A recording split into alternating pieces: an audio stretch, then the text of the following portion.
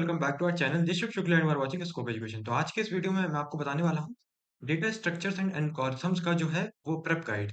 Like अगर आप beginner हैं, बीटेक कर रहे हैं या कोई भी कोर्स कर रहे हैं किसी भी कॉलेज से, और अगर आपको डीएसए स्टार्ट करना है तो डीएसए शुरू कैसे करें, and the most important thing is कि जो डीएसए है उसमें कौन कौन से टॉपिक्स पढ़ने होते हैं। बिकॉज यूट्यूब पे डीएसए के लेक्चर्स तो बहुत सारे अलग अलग टीचर्स ने पढ़ा रखे हैं, बट आपको यही नहीं मालूम है कि क्या टॉपिक्स पढ़ने हैं, आपको डीएसए में कितने टॉपिक्स पढ़ने होते हैं जिससे कि आपकी एक स्टेबल जॉब या अच्छी इनकम वाली जॉब लग जाए उसके लिए। तो बेसिकली हम स्टार्ट करते हैं। सबसे पहले आपको करना क्या होगा डीएसए में, देखो आपको कोई एक प्रोग्रामिंग लैंग्वेज चूज करनी है सिंपली। आप कौन सी प्रोग्रामिंग लैंग्वेज चूज करो वो मैं बताता हूँ। आपने दो सबसे ज्यादा पॉपुलर लैंग्वेज सुनी होंगी, जावा, एक सुनी होगी आपने सी प्लस प्लस। तो जावा और सी प्लस प्लस में आपको कौन सी चूज करनी है डीएसए के लिए, कई लोग कंफ्यूज रहते हैं। जावा वो लोग चूज करें जो प्रोडक्ट बेस्ड कंपनीज जो होती हैं, like FAANG, Facebook, Amazon, Google, इनको क्रैक करना चाहते हैं, उनमें उनके इंटरव्यूज में जावा ज्यादा पूछी जाती है। एंड सी प्लस प्लस वो लोग चूज करें जिनको कोडिंग में बहुत ज्यादा इंटरेस्ट है, कॉम्पिटिटिव कोडिंग में स्पेशली। कॉम्पिटिटिव कोडिंग क्या होती है, फॉर एग्जाम्पल जैसे कॉम्पिटिशन्स होते हैं कोडिंग के, तो उनमें बहुत ज्यादा इंटरेस्ट है, तो वो लोग सी प्लस प्लस में डीएसए करें। और at the end of the day ये मैटर नहीं करता आपने डीएसए किसमें किया है, जिसका भी डीएसए स्ट्रांग होगा वो चला जाएगा। फिर वो फैंग हो या कोई नॉन टेक्निकल कंपनी हो, कैसी भी कंपनी हो, अगर डीएसए आपको आता है अच्छा खासा, तो फिर उसके बाद लैंग्वेज इतनी मैटर नहीं करती है। लेकिन स्टार्टिंग में लाइक बिगिनर्स कंफ्यूज होते हैं कि जावा में करें या सी प्लस प्लस में करें, तो आप इन दोनों में से कोई एक लैंग्वेज चूज कर सकते हैं। और मेरा पर्सनल ओपिनियन है जावा चूज करिए, क्योंकि वो थोड़ी सी इजी है सी प्लस प्लस से। और अगर आपने पहले से कोडिंग कभी नहीं पढ़ रखी है, बिल्कुल जीरो नॉलेज है, तो स्टार्टिंग में आप जावा चूज कर सकते हैं। लाइक वो बढ़िया है, जावा इजी है। देन बात करते हैं आपको क्या पढ़ना होगा प्रोग्रामिंग लैंग्वेजेस में, फंडामेंटल्स में। देखो आपको फंक्शंस पढ़ना होगा, ठीक है। देखो मैंने फंक्शंस लिखा है, ऊप्स लिखा, और आपको सूडो कोड पढ़ना होगा कि फंक्शंस कैसे क्या होते हैं, ऊप क्या होता है, ऑब्जेक्ट ओरिएंटेड प्रोग्रामिंग क्या होती है, और सूडो कोड। सूडो कोड अगर आपने नहीं पढ़ा है कि कोई कोड होता है, हम उसको इंप्लीमेंट करने से पहले एक पेन पेपर में हम लोग कोड लिखते हैं, एक रफ कोड जो इंग्लिश में लिखा होता है, ठीक है।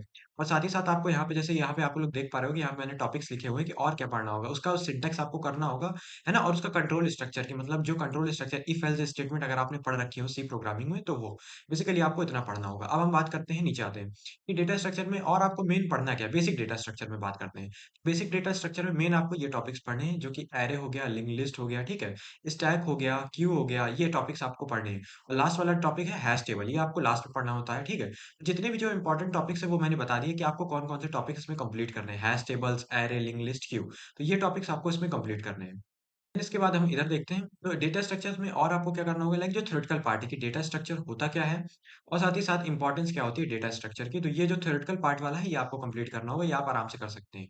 फिर इसके बाद हम लोग आते हैं अपने मेन उसमें, एल्गोरिथम कॉम्प्लेक्सिटी में, कि टाइम कॉम्प्लेक्सिटी क्या होती है एंड इसके स्पेस कॉम्प्लेक्सिटी क्या होती है, आपको उसके बारे में पढ़ना होगा। फिर इसके बाद आपको अलग अलग नोटेशंस पढ़नी होंगी, big omega notation, big theta notation, ठीक है। एंड साथ ही साथ टाइम कॉम्प्लेक्सिटी अलग अलग पढ़नी होगी, constant time complexity, logarithmic, linear, इस टाइप के आपको टाइम कॉम्प्लेक्सिटीज के बारे में पढ़ना होगा।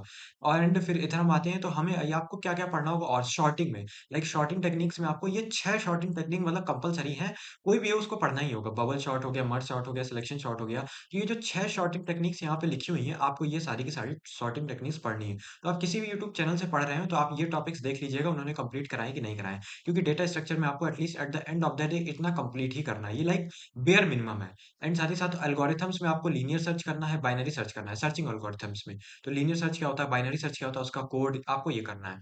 देन अगर हम आते हैं ट्रीज में, ट्री डेटा स्ट्रक्चर में, कि ट्रीज में आपको क्या पढ़ना है, उसमें आपको बाइनरी ट्रीज पढ़ना होगा, और आपको ये टॉपिक्स पढ़ने होंगे। तो आप ये टॉपिक्स नोट कर लीजिए, या आप चाहें तो इसकी पीडीएफ में अपने डिस्क्रिप्शन में लगा दूंगा, आप वहां से डाउनलोड कर सकते हैं। तो आपको ये टॉपिक्स पढ़ने हैं, फिर आपको ट्री ट्रैवर्सल में ये टॉपिक्स पढ़ने हैं, ठीक है। सर्चिंग एल्गोरिथम में आपको इस वाली में ये टॉपिक्स पढ़ने हैं, डेप्थ फर्स्ट सर्च हो गया, और ब्रेथ फर्स्ट सर्च हो गया, ये आपको सर्चिंग एल्गोरिथम्स पढ़नी है, ठीक है, जो ट्री वाली एल्गोरिथम्स है। देन इधर हम आते हैं, इस साइड देखें हम, तो जो हमारा ग्राफ डेटा स्ट्रक्चर है उसमें आपको क्या, ये दो टॉपिक्स आपको कवर करने होंगे ग्राफ वाले डेटा स्ट्रक्चर में। एंड उसमें जो सर्चिंग एल्गोरिथम आता है उसमें ये दो टॉपिक्स आते हैं। तो आप ये सारे टॉपिक्स नोट करते चलिए, क्योंकि ये टॉपिक्स आपको बहुत इंपॉर्टेंट, लाइक हर कंपनी के इंटरव्यू में इन टॉपिक से क्वेश्चन जरूर पूछे जाते हैं।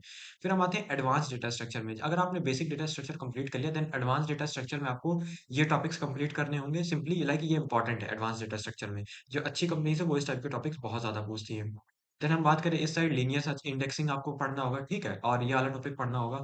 साथ ही साथ हम बात करें कॉम्प्लेक्स डेटा स्ट्रक्चर, जो कॉम्प्लेक्स डेटा स्ट्रक्चर उनमें कौन कौन से टॉपिक्स आपको कवर करने होंगे वो देख लेते हैं। आपको ये स्किप लिस्ट पढ़ना होगा, ठीक है, टू थ्री ट्रीज पढ़ने होंगे, आपको ये पढ़ने होंगे ये टॉपिक्स। ये भी बहुत ज्यादा पूछे जाते हैं। मैंने वो टॉपिक्स उठाए, सारे टॉपिक्स नहीं उठाए जो बहुत ही ज्यादा इंपॉर्टेंट टाइप के टॉपिक्स हैं, मैंने वो चूज करे हैं, जिससे कि आपका कम टाइम में मैक्सिमम डीएसए कवर हो जाए और आपका टाइम ही वेस्ट ना हो। वो वाले टॉपिक्स हमने इस वीडियो में चूज करे हुए हैं।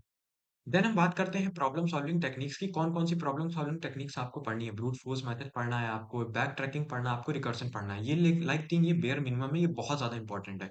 तो ये 3 का मतलब मिनिमम इतनी तो करनी है, ये 3 स्टार्टिंग में और हर टीचर आपको कराता है। उसके बाद जो एक्स्ट्राज़ हैं, जो काम आती हैं, वो सारी यहाँ पे मैंने लिख दी हैं।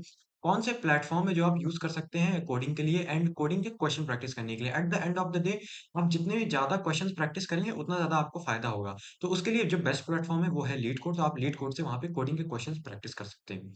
और अगर आप लोग चाहते हैं तो मैं एक डीएसए की सीरीज़ स्टार्ट करना चाह रहा हूँ, जो मैं सोच रहा हूँ, जिसमें हम लोग डीएसए सीखेंगे बाय प्रैक्टिसिंग क्वेश्चंस। हम कोई भी थ्योरी नहीं पढ़ेंगे, हम डायरेक्ट क्वेश्चंस उठलाएँगे, क्वेश्चन सॉल्व करेंगे, उसके थ्रू हम एक-एक टॉपिक सीखते जाएँगे।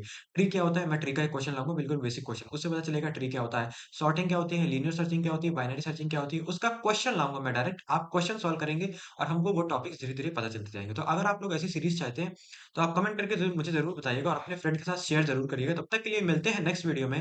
Thanks for watching. जय हिंद।